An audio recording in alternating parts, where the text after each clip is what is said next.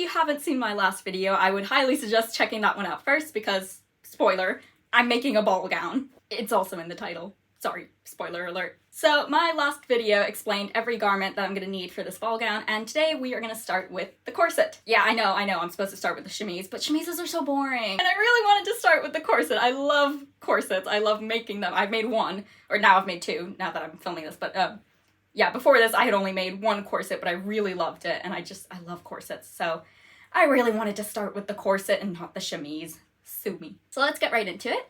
For my pattern, I picked, I should probably have the pattern in my hand. That's not the pattern. That's the pattern. I found it. Okay. For my pattern, I picked up this one from Butterick. This is Butterick B4254.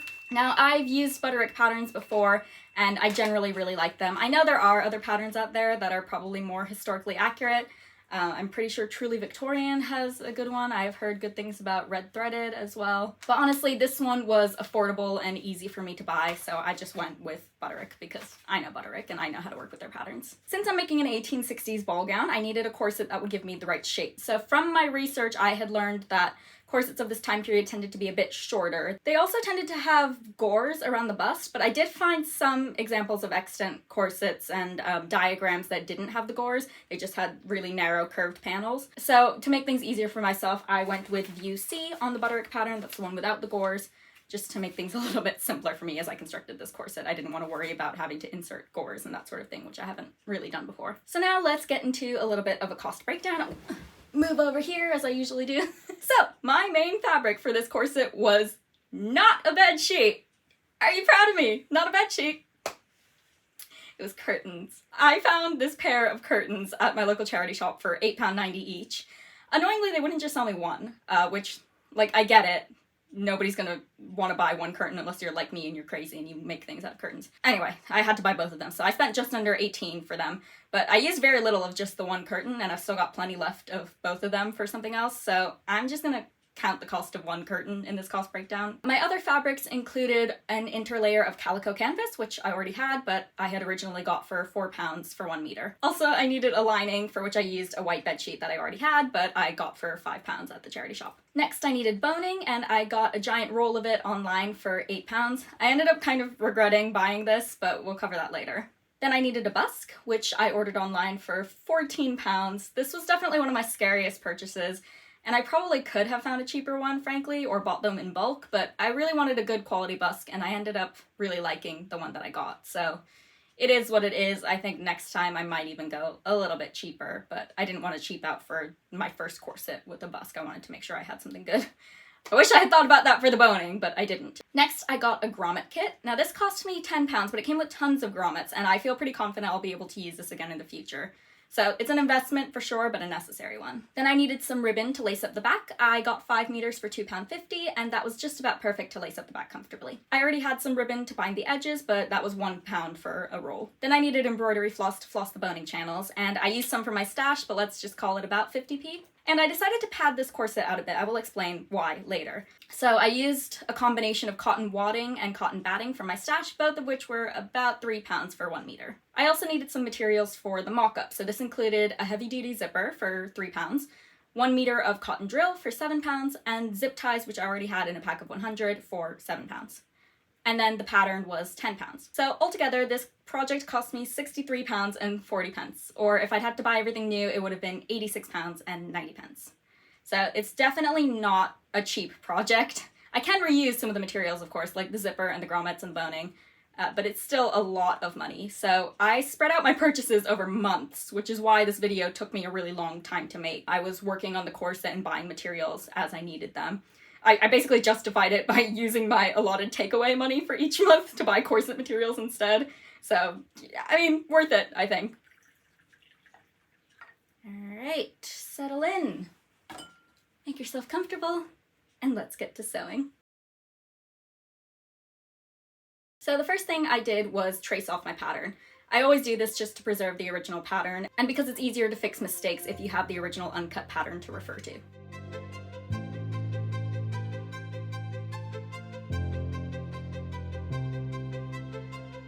I cut pieces out of my mock-up drill, making sure to line up the grain exactly.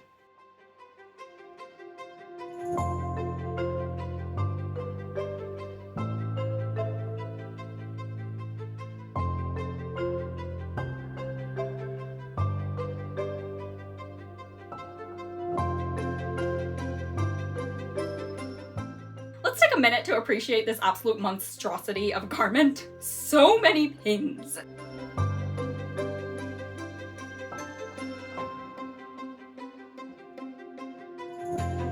In lieu of a busk, which I hadn't purchased yet, I sewed on a zipper.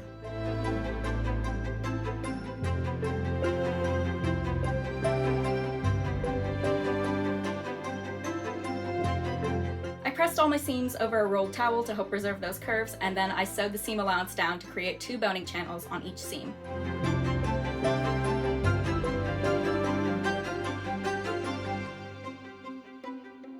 Rinse and repeat about 10,000 times until you never want to sew a boning channel again.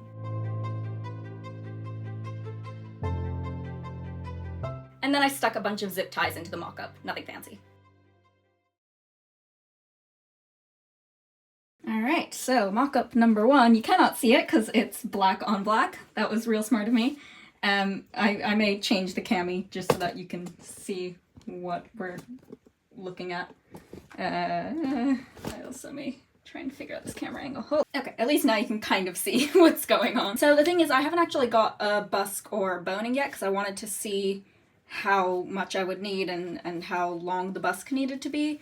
Because I assumed I was going to have to shorten this pattern, but actually I think it's pretty good. Obviously the bust is really roomy. Hips are actually okay. I might have like a little bit here, but I was thinking for this one, so my last corset I tried to make it really, really well fitting, which meant that I didn't have much shape to it just because I don't have much shape to me and I want that hourglass shape. So we're gonna do the old Victorian trick and we are gonna pad the heck out of it instead. So I'm probably just gonna pad the bust out and I might just leave this the way it is. This is like really roomy.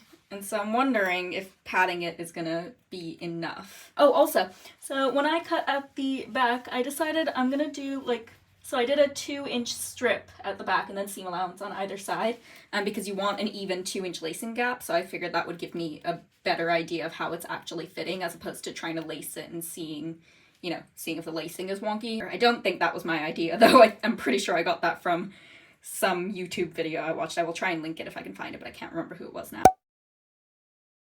I do wish it was a little bit more dramatic there, but actually the lacing could help with that. I could actually tight lace just a little bit. I'm not really tight lacing, but I could lace it a bit tighter than the 2-inch gap that I want. But yeah, obviously with this much room, it's not exactly supportive.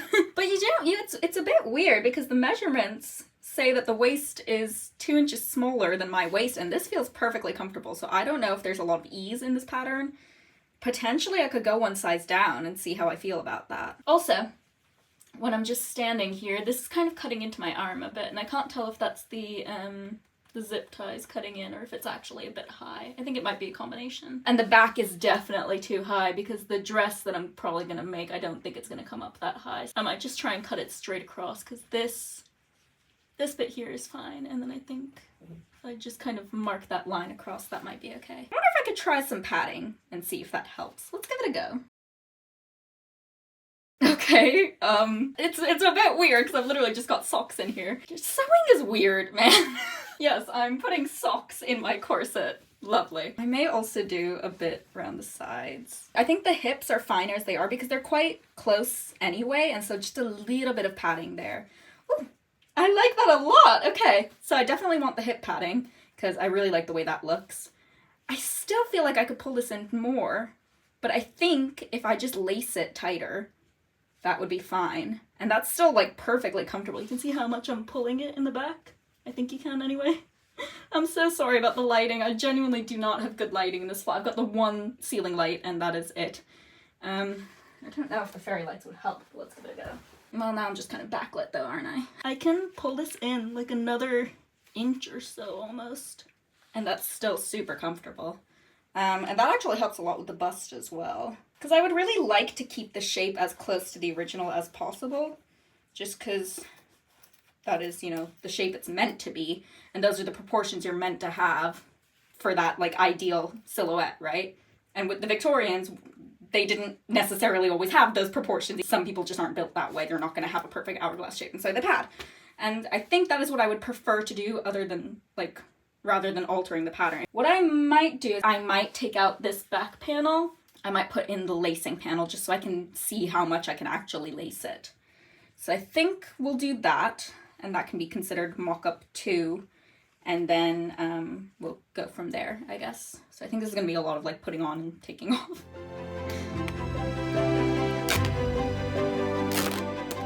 So then I took out the panel and put grommets in. This was actually my first time doing grommets, and it went pretty well. It was fairly simple once I got into it.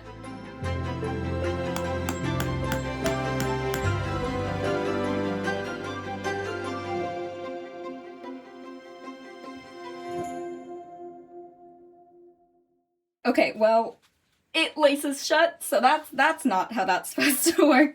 So clearly I need to take 2 inches off the whole thing, but like, I'm kind of pleased with this shape. I am very surprised that it's giving me this shape. Because I checked, and I have no waist reduction whatsoever. It's a good shape. I'm gonna just mark where I want to lower this. If we take off like just 1/2 inch there, maybe. Yeah, I think that would be good. And then maybe I just cut it straight across. So I shortened those back pieces, making sure to adjust the side front piece to meet the side back where I trimmed it, and then I followed that straight line all the way back to the lacing panel.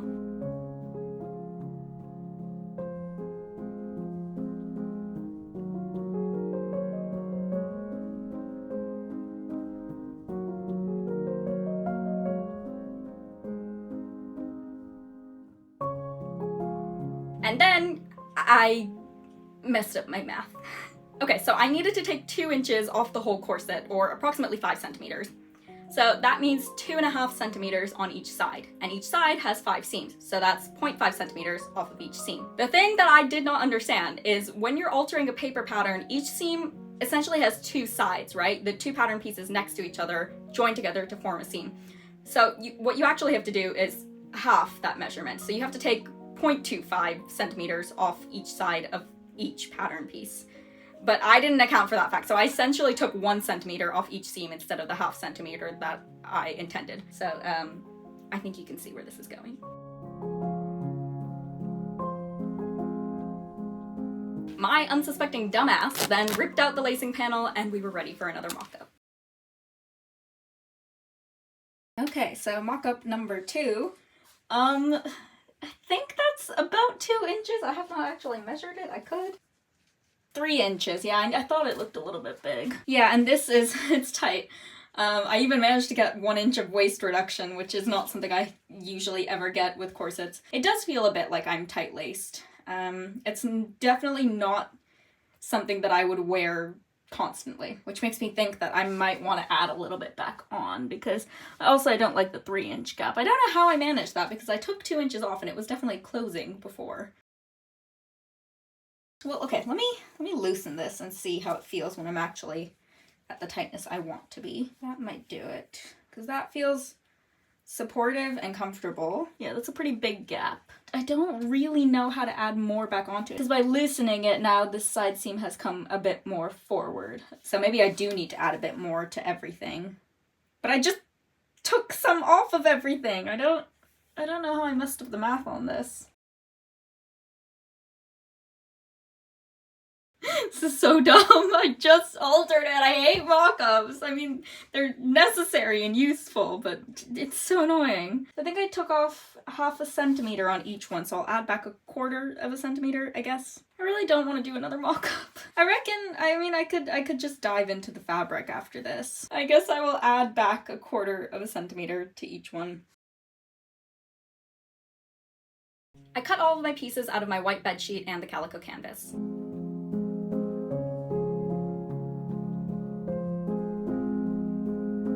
Then I flatlined each piece and sewed them together.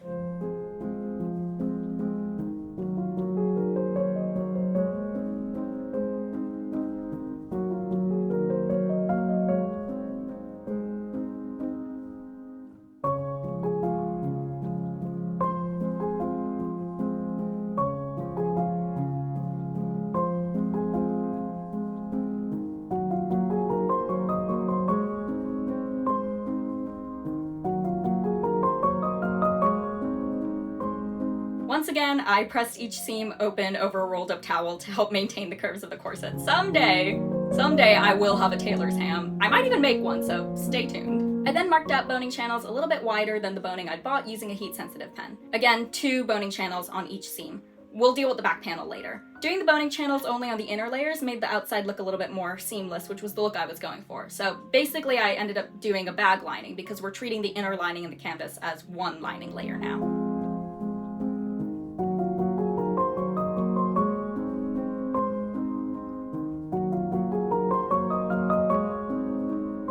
I then sewed the fashion fabric panels together, off camera, because I'm bad at YouTube.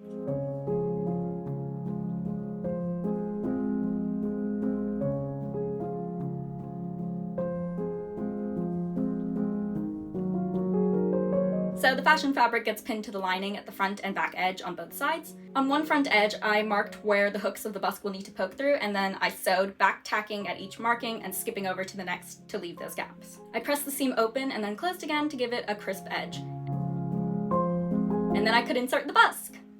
Upside down. Y'all. I mean, it's fine, I fixed it. I had to undo the whole seam and fix it, but why am I so inept? On the other front edge, I marked where the pegs would be and I pierced the fashion fabric with an awl. Then I inserted that half of the busk and pinned beside it. I swapped to a zipper foot and I stitched right next to the busk. Very slowly and very carefully.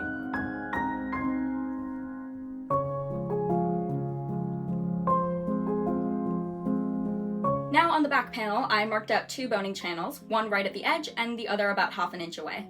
These boning channels border the grommets and they give structure to the lacing panel. Don't worry, I know they don't look very straight right now, but they turn out straight in the end. Well, that's like the opposite of me. I then inserted the grommets. As usual, excellent framing. Well done, Pastor Sholly.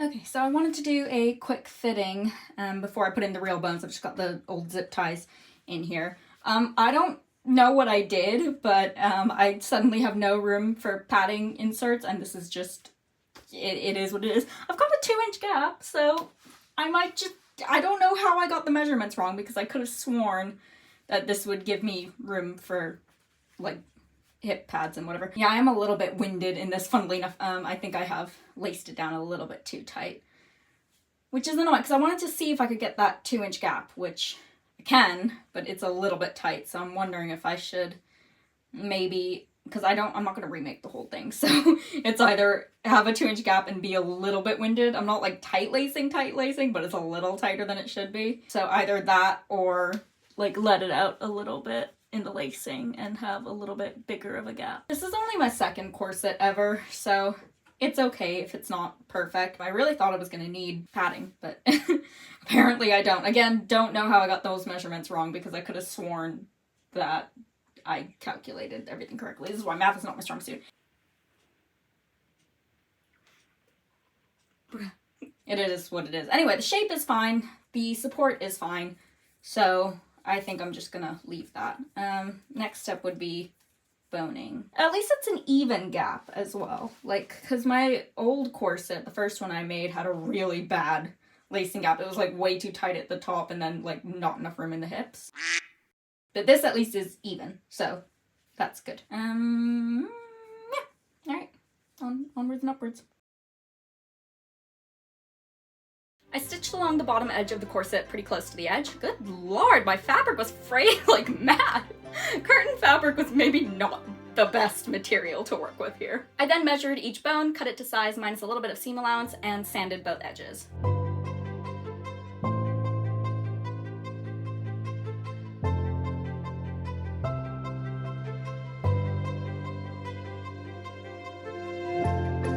With all the bones inserted, I stitched along the top edge to hold everything in place. I then measured and cut 4 pieces of ribbon and ironed them in half lengthwise. And then it was time to bind by hand.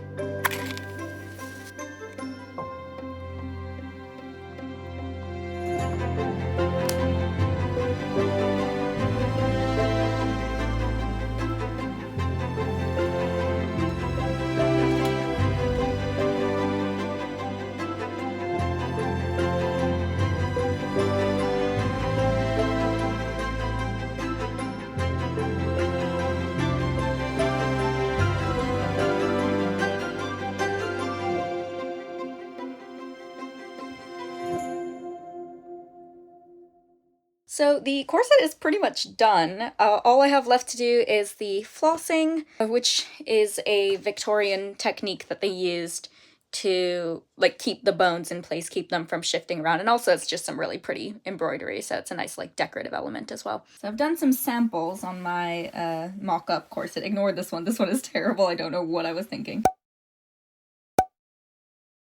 I did a couple of different styles, and I think I like this one the best, which funnily enough I think is the first one I did, so I should have just stopped there. But I think we're gonna go with this one, and I'm gonna be using this cream thread. It's all turned out very sad and beige, but I think it's fine for it to be subtle, because honestly I couldn't think of anything else that, like, if I'd done the binding a different color, then maybe I could have matched the floss to that, but because I already had this ribbon and I didn't want to buy more, it makes sense. So we're gonna do sad beige flossing.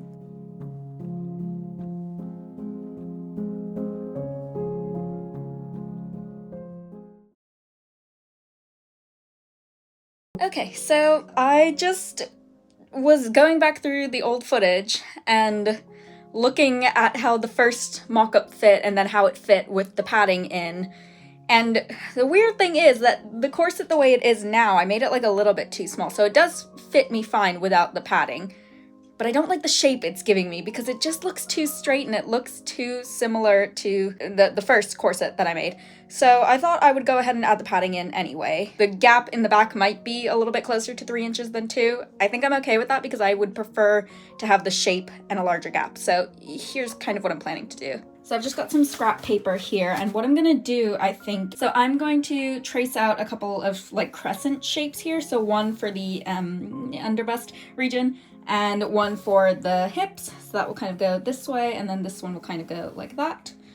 So I'm just going to trace out some shapes, and we'll kind of see where we go from there.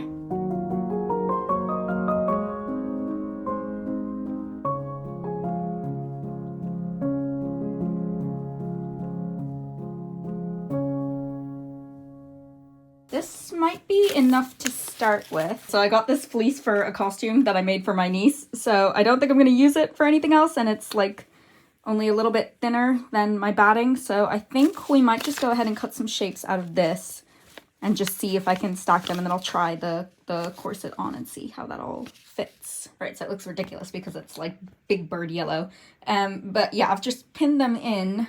And obviously when I actually do this with the padding, I think I'm going to taper it, so I won't just have the 3 layers stacked on top of each other. They'll kind of get smaller and smaller, just to give it a little bit more shape. But I'm going to go ahead and try this on now. I don't have much to add here. I just thought you'd all like to know that I stood in front of this mirror messing with the padding for actually 20 minutes. I have 20 minutes of utterly useless footage. Putting the padding in and taking it out and adding more and moving it. The amount of little tweaks that this required. Oh my god. Anyway, the TLDE is that I ended up adding a bunch more padding to one side to see if I could try and encourage a little bit more hip spring, which I think I did. So here you can see on the left, I added a buttload of padding to the hips and bust, and you can see just a little bit more curve to it than on the right. I have isolated it with a very bad Photoshop job, but you kind of get the point. It's a very subtle difference, but it did also feel more supportive, and it made the lacing gap more even in the back, so that's what I went with. So I've got 2 different kinds of batting. This is cotton wadding, and it's like a little bit fluffier, but it's also a bit thicker. So you can see it's a little bit thicker than this guy, which is just normal cotton batting, and it's quite a bit thinner. So maybe with a combination of both of these, I could get a reasonable amount of thickness with enough layers. That might just work. So I slapped some paper on there and I traced the shape I'd made with the padding and socks because I ran out of the fleece.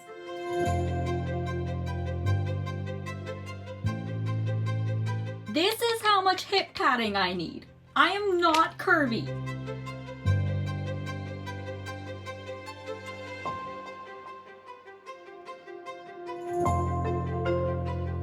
I cut 2 of each piece from the wadding, and I used that little offcut to make another 2 pieces that could layer the bust padding to taper it. I also cut another 2 pieces from the bottom half of the hip pattern, so that I could taper them. I repeated that with the batting, but I cut 4 of each piece instead of 2. So this is what I've ended up with. It's a buttload of padding, but again, I'm not curvy, so I need it. So it's batting, wadding, batting, batting, wadding, batting. So 6 layers total, but it tapers, so I'm hoping that will be okay. And same thing on the underbust pads. So I'm gonna try those in the corset and see how I feel. So I was just holding some padding up to my boob, as you do, and my neighbor walks past to put the bins out, and I'm standing right by my window holding some padding up to my boob. I can't ever go outside again. So I stuck the padding in and tried the corset on, and I decided it was enough padding. It was a lot of padding, but it was fine. I decided to pad stitch each pad. Someone needs to count how many times I've said pad in this section. Basically, pad stitching means small, permanent basting stitches that hold the layers together. And if you're working with a piece that needs to curve, it's a really great way to encourage that curve to stay where you want it. So I wrapped the piece around my hand as I stitched. Y'all, I swear pad stitching is magical. Look at this. Look at this hip pad. It stands up on its own. Bruh. Oh my god. And I don't think I've lost a whole lot of the, like, thickness of it. Maybe a little bit. But this is all just fluff that would, like, compress against my body anyway. And also it will just kind of curve a little bit better into the body of the corset. But, like, look at this. Holy heck. Then I filled the top of each pad to the corset, leaving the bottom free for easy maneuverability, and the corset was officially done. Okay, so here is the finished corset. I will give you a proper look later, but I wanted to do a little discussion first. I say little, this is probably gonna be like 10 minutes long. Also, this is not the chemise I'm gonna be wearing, this is actually a nightgown, but I just wanted to be able to show you kind of what the final effect might look like, and I think it looks very pretty. So let's discuss. For the second corset that I have ever made in my life, I think this went okay, actually. It's perfectly passable as a corset for this ball gown. I do have some caveats, but let's look at the positives first. I feel like I should put this down so I can actually show you things. So one positive, I think it looks super pretty. I'm really pleased with the way that it looks.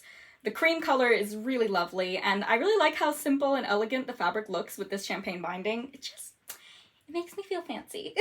The curtain fabric really adds a nice bit of texture and shine. I really, really like it. Overall, the fit is pretty good as well, and with the padding, it's supportive, and it even gives my bust some lift, which is sorely needed. And it's pretty comfortable. I feel like I could wear it for hours and, you know, dance in it, which is what you want in a ball gown. It's not an extreme hourglass shape, and I have theories on why that is, but it's a fine enough shape, and once I add the crinoline and the wide sleeves, it won't really matter if I've managed a sharp hourglass shape with the corset. It's mostly there to support everything else, and I feel like it will do that job perfectly fine. Also, the grommets went pretty well for my first time. The kit that I bought came with everything I needed except a hammer, which I already had, so that was fine. And it was easy enough to figure out how to insert them. So I think they turned out really neat. I have no complaints about the grommets. So now, onto the negatives. Of course, first thing, it is still a little bit small. My lacing gap is definitely a little bit bigger than it should be. Now, obviously that came down to my math mishaps earlier. So now I know for the future what to do when I'm altering pattern. Again, I'm still learning. We're always learning on this channel. It's fine. And of course, I still have the uncut pattern because I always trace my patterns ahead of time. So I can easily try this pattern again with the correct alterations in the future. So the shape. So the shape isn't really as dramatic as it seemed to be in my first mock-up. I have a couple of theories. One, my fabric choice was not the best for this. There's a reason that people use cotton twill or coutil when making corsets. They're extremely sturdy fabrics. They don't stretch, and they're a big part of the structure of the corset. You need that fabric as a base. The boning can't do all the work. You can see the difference actually between my cotton drill mock-up and the final corset. Even with the padding, the drill adds a lot more structure than my one flimsy layer of canvas and 2 layers of thin fabric. I would really love to remake this pattern using the drill or coutil as my base layer and see how different the finished product could be, because I really feel like I could get a better shape with a stronger fabric. But my second theory is that I also think I needed stronger boning. Frankly, I really wish I hadn't spent money on a roll of boning because it was cheap plastic. It was about as strong as zip ties, and it was around the same price as well, but I already had the zip ties, so I actually would have saved money if I had just not bought the boning. I really did want to use synthetic whalebone for this, but I just couldn't justify the cost because a roll of synthetic whalebone was quite a bit more than the cheap plastic boning. I thought the plastic boning would be a step up from the zip ties. I really don't think it was. So if you're considering buying that boning, I would just go for the zip ties or go a step up. So I did also consider using steel for this, but again, the price was a little bit higher than I could justify, but I really think that steel would have made the corset really great. So everyday corsets at the time, I think, would likely have been made from whalebone, but special occasion corsets, like for example for a ball gown, might have used the stronger steel to make the garment really, really structured, especially as steel became more common in corsets in the mid-1800s. I think whalebone started to go out a little bit because it was becoming rarer and rarer to find. Somebody correct me if I'm wrong on that. I'm not a historian, but that's just kind of what I've gleaned from the bit of Googling that I've tried to do for this. Anyway, obviously the cheap plastic boning was not it. Synthetic whalebone would have been much better, steel even more so. So I really wish I hadn't chosen here to cheap out, considering that I spent money on other things for this corset, but it's fine for now. And next time I might be able to splurge a little bit more on steel or whalebone, since I won't have that upfront cost of the grommets and other corsetry things that I had to buy this time. Now, about the pattern. I think it's a great pattern, but it did seem to run a little bit big for me, which is not a problem I usually have with Butterick. Usually they're quite true to size, so that was a bit funny. So that's something to keep in mind, but otherwise I really have no complaints. It came together pretty well, and it would have had a nicer shape if I'd used a more sturdy fabric and better boning, I think. It did help that this wasn't my first corset, so I already had some idea of how the pieces went together and how to construct a corset, but I do think this would be a great pattern for someone making their first corset. Just keep in mind that corset making is kind of a beast of its own within the sewing world. Even if you've got experience sewing other things, corset making is just kind of its own thing. So be prepared for a learning curve no matter which pattern you're using if you're making your first corset. I can't speak to the historical accuracy of this pattern, but it's definitely got more shape than a modern corset. Modern corsets do tend to be very straight, and this has got a bit more of the curve that you would expect from this time period. So I'll give it points for that, but I'm not qualified to say whether it's historically accurate or not, really. So here is the corset up close. I'm gonna try and actually get a better angle, maybe. Okay, yeah, you might be able to see it a little bit better now, kind of. Better lighting. But yes, this is the completed corset. I still feel like it could have a little bit more shape, but I'm happy with it the way it is. It's fine. As you can see, I didn't manage to get a perfectly even lacing up. It's close. I think I can definitely even that up. That's not a big deal. I just kind of laced it up quickly so that you could see how it looks. The flossing came out quite nice as well. I do want to show you one more thing, and you're not allowed to laugh, okay? I will know if you're laughing on the other side of your screen. I will know. Oh my god. Oh, Jesus. So, my crinoline came today. I don't know how to fold it back up. I have looked up tutorials on how to fold up the crinoline and I don't know. It's just stressing me out. I can't put it on in my flat. I tried to put it on this morning and I knocked 4 things over. I'm not even joking. But it's huge! It's a lot. I'm gonna attempt to put it on over the corset. We'll see how this goes. There's no way. You can't even see it.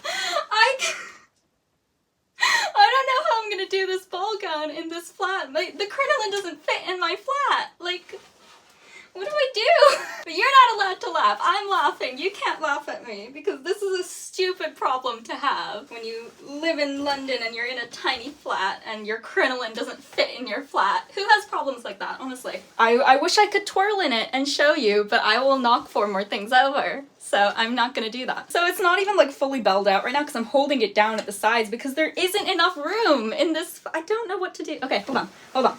I have an idea. This is now my 3rd attempt because I'm gonna see, I might not be able to get my head in the shot, but I want to get the full effect of the crinoline. I love it. I love it so much. This is all I wanted in my life, to play dress up in a ball gown this ridiculous. Update, I have managed to kind of get the crinoline into the bag, mostly. But you know what? A win's a win. It's not popping back out, so I'm gonna call it quits. So overall, I think this turned out fine. It wasn't perfect, but it turned out fine. It's passable, it's wearable, it's okay. I'm really trying to be kind to myself. I'm still learning, and it will be a perfectly fine foundation layer for my ball gown. And more importantly, I learned a ton from making this corset. So I'm really excited for the next time I make a corset and I can put all this new knowledge to use. Because sometimes you need to make mistakes so that you can see for yourself what works and what doesn't, and more importantly, why things work and why they don't. So Now I know. Next up, we will be concealing all of this beautiful work with a corset cover. So be sure to subscribe so you can follow along as I make this ball gown. So thank you for coming along with me on this corset making adventure. I hope it was fun for you. It was fun for me. And I will see you next time. Bye!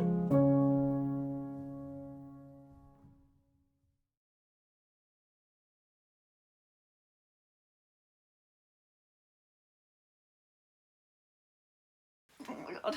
Alright, I will say, I can do most things in a corset, but crunches? No. Which, like, makes sense because there's a big metal thing down my front.